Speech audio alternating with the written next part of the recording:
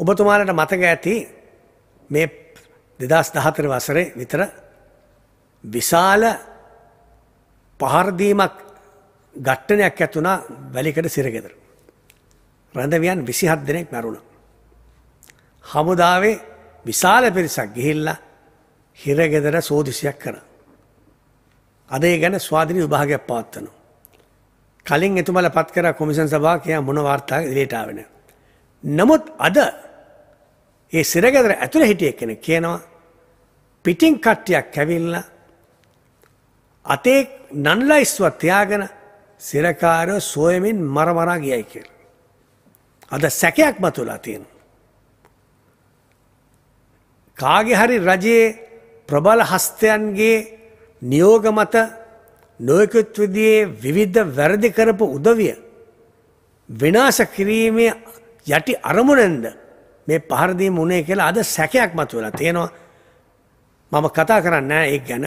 නමුත් ඒක අද ස්වාධීනව පරීක්ෂා කරගෙන යනවා. හෙට අනිද්දා වෙනකොට ඒක ගැන හිලිදරව් වෙයි.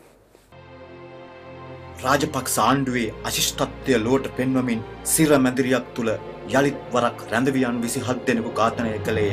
ඒ වැලිකඩ බන්ධනාගාරයේ 2012 වසරේ නොවැම්බර් මාස 9 වනදාය. රාජපක්ෂ ආණ්ඩුවේ 1000කට ආසන්න ආයුධ සන්නද්ධ හමුදාව වැලිකඩ සිර මැදිරියට කඩා වැදී අමුවේ එසේ ඝාතනය කළේ ආණ්ඩුවේ සිර මැදිරියක් තුල සිටි රැඳවියන්ය. දැන් එම ඝාතනයට වසර 2කටත් වඩා ඉක්ම ගොස් තිබේ.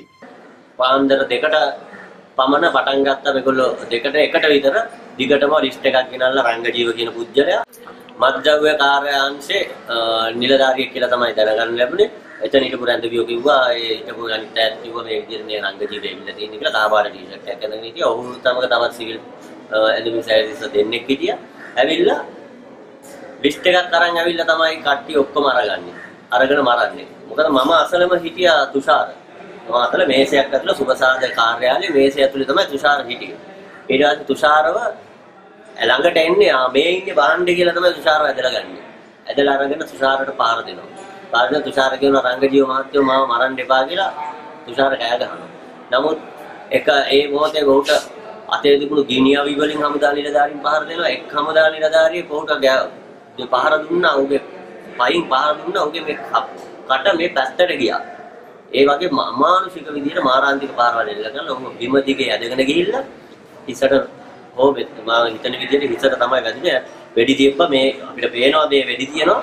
වෙඩි තියලා ඔහු එතනම ඝාතනය කරලා දානවා. දැන් ඔබතුමාලා හොඳට දන්න දෙයක් තමයි අපේ ජනාධිපති මෛත්‍රීපාල සිරිසේන මැතිතුමා. සත්‍යවාදී කෙලින් වැඩ කරන හොරකම් නැති පිළිගත හැකි පුද්ගලෙක් කියලා. එතුමා කාටවත් බොරු කියන්නේ. දැන් මම තමුන්හාසට එතුමාගේ වීඩියෝ පටියක් පෙන්නන්න. රජපෞලක් වගේ ජීවත් වෙන්න. මොන වගේ දේවල් එතුමා හොඳට දැනගත්ත මොකද එතුමා ඒ පැත්තේ හිටිය නිසා. එතුමා දැන් මේ වීඩියෝ පටියෙන් කියනවා එංගලන්තෙන් අස්පියගෙන ආපු හැටි. පවුලේ උදේට තිබිච්ච හෙලිකොප්ටර් අස්සෝපදින කොළඹ ඉඳලා නුවරඑළියට හෙලිකොප්ටරෙන් ගියපු හැටි ඔබතුමාට හොඳට අහගන්න පුළුවන්. මේ වීඩියෝ පටිය බැලුවම මෛත්‍රීපාල සිරිසේන ජනාධිපතිතුමාගේ. මේ කෝටි ගණන් පාරාල් හදන ඒවා, ඉදිකිරීම් හදන ඒවා මේවායේ ලාභය ජනතාවගේ අතට එනවද? රට ඇතුළට ඒ සල්ලි එන්නේ නැහැ. එතනෝල්ද, කෂිප්පුද, අරක්කුද, සිගරට්ද සියලු ජහජරා මත්ද්‍රව්‍ය කුඩු මේ ආණ්ඩුව තුල තරම් රටේ වර්ධනය වුණේ නැහැ. මතක තිත කියලා මහින්ද තින්දනේ පිටුවක බොරුවක් ලියලා මේ මහා දුස්තරිත දූෂිත සමාජයක් ගොඩනගලා තිබෙනවා. තමුන්නාන්සලගේ දරුවෝ වෙනුවෙන් මේ ක්‍රමය වෙනස් කරනවද නැද්ද කියන එක හෘද සාක්ෂිය තුල තීන්දුව කරන්න. පළවෙනි සැරේ ජයග්‍රහණය කරපු මහින්ද රාජපක්ෂ මහත්මයා දෙවෙනි සැරේ දුන්නේ කළගුණ සැලකීමක් විදියට යන්නේ වැරදි පැත්තට. තුන්වෙනි සැරේ යන්න හදන්නේ එක පවුලක් විසින් මුළු රාජ්‍යයේ පාලනය ශක්තිමත් කරගෙන සම්පූර්ණයෙන්ම රටේ සියලු දේශපාලන පක්ෂ වලදාලා යටපත් කරලා රටේ ප්‍රජාතන්ත්‍ර අයිතීන් නිදහස යටපත් කරලා රාජ ආණ්ඩුවක ස්වරූපයෙන් තමයි මේ යන්නේ. ස්ත්‍රී දූෂණ කාම අපරාධ මුළු රට විලාගෙන තිබෙනවා. හරියට කාටද දඬුවමක් දීලා තියෙන්නේ. ඒ සියලු දේවල් ආණ්ඩුවේ ලොකු ආරක්ෂා කරනවා. ප්‍රාදේශීය සභා සභාපතිවරු කරපු දේවල් තමුන්නාන්සලා දන්නවා දකුණු පළාතේ. දකුණේම අඩු වශයෙන් අධිකරණයේ නීතිය නෙවෙයි පක්ෂ නීතිය පක්ෂ විනය ක්‍රියාත්මක කරන්න ගියාම ඒවට කරන්න දුන්නේ නැහැ. මේ සංවිධාන 47ක් එක්සත් ජාතික පක්ෂය ශ්‍රී ලංකා නිදහස් පක්ෂය ප්‍රමුඛව අත්සන් කරලා ඒ ගිවිසුම තුල තිබෙනවා අපි දින 100ක් ඇතුළත ව්‍යවස්ථාව සංශෝධනය කරලා විධායක බලතල ඉවත් කරලා අලුත් ආණ්ඩුවක් අලුත් වැඩපිළිවෙලක් එක්ක ඉස්සරහට යනවා. රජ පවුලේ රාජ කුමාරවරුන්ට යන්න ගිය අවුරුද්දේ අලුත් හෙලිකොප්ටර් 6ක් ගෙනාවා. කුමාරවරුන්ට එක ගානේ බෙදාගත්තා. මහරජිනට එකක් වෙන් කරගත්තා.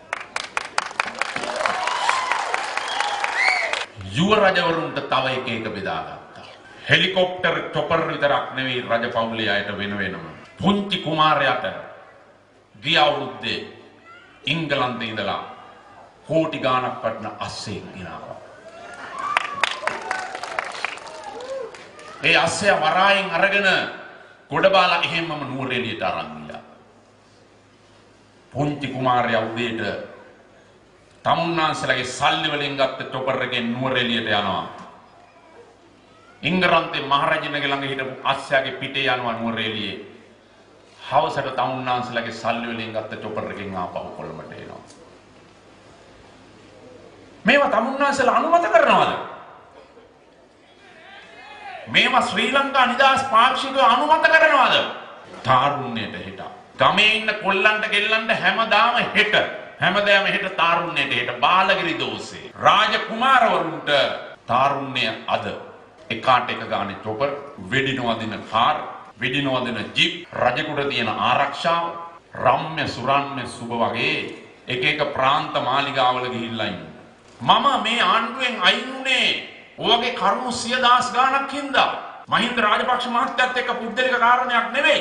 බියෙන් ජීවත් වෙනවට වැඩිය මිනිහෙක්, නිවටකමෙන් ජීවත් වෙනවට වැඩිය මිනිහෙක් රටේ ජනතාවගේ නිදහස හා ප්‍රජාතන්ත්‍රවාදය වෙනුවෙන් ජනතාවගේ යහපත සඳහා හිතේ සන්තෝෂයෙන් මම මගේ ජීවිතය පරිත්‍යාග කරන්නයි තමුන්නාන්සලත් එක්ක එකතුනේ කියන එක මම තමුන්නාන්සලට කියන්න ඕනේ. එක්වරක් කොළඹ නගරයත් තවත් වරක් මහනුවර නගරයත් අකර්මණ්‍ය කොට ජනාධිපති පුතණුවන් පිනවීම සඳහා විනෝද බද්දෙන් නිදහස් කොට හමුදාව යොදවා වැලිකොට්ට ගසා විදුලි බල මණ්ඩලයෙන් නොමිලේ විදුලිය ලබාගෙන පැවැත් වූ නයිට් රේස් විගඩම